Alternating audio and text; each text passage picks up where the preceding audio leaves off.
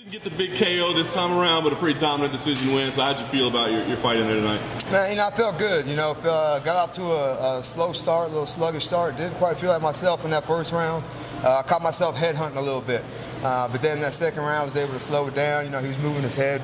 Guy's got a lot of rhythm. He's Brazilian. He's a dancer and whatnot. So, try to touch that body, wear him down, slow him down a little bit.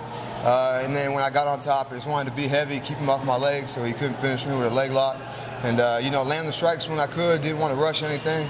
Definitely want to maintain my position and not give up the position or get my back took or whatever, throwing strikes and whatnot. So, really slowed it down that second round and just had to be patient on top and pick my shots. So in some ways, it was so methodical and so strategic, like maybe you're kind of proud of yourself in the way it played out. Like I said in the cage, man, I'm well prepared, well conditioned, and well coached. So no matter where the fight takes place, whether I'm on my back like I was in the first round, he had that, I think it was the Doris or an anaconda sunk in a little bit.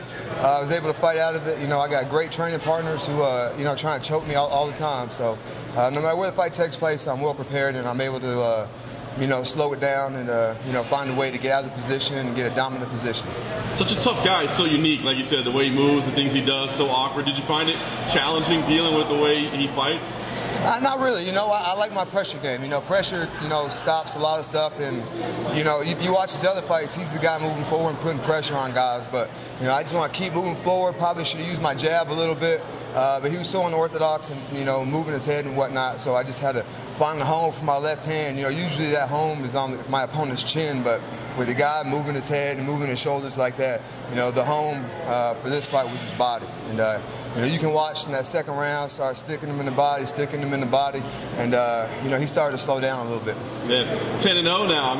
Obviously people are looking at you as a prospect, but are you starting to really think about, where you could be and maybe changing those goals a little bit and looking higher? I reevaluate my goals after and, reevaluate my fighting style and whatnot, go back and watch the film, and, I'm ready for these top 10, top 15 guys, and, that's what I want. The more pressure there is on me, the better I fight, and, I just wanted myself in that first round. I caught myself headhunting. I think if I would have slowed it down and picked my shots a little bit better and peppered them up a little bit instead of going for that home run swing, I would have finished him in that first round. Afterwards, you asked for Lyoto Machida. You're talking about those tough guys. Why is that a good matchup for you? Why is that the fight you want? He has a very similar style to Marcus. Probably a little bit more precise with the strikes. Obviously, much more experience. Former title holder.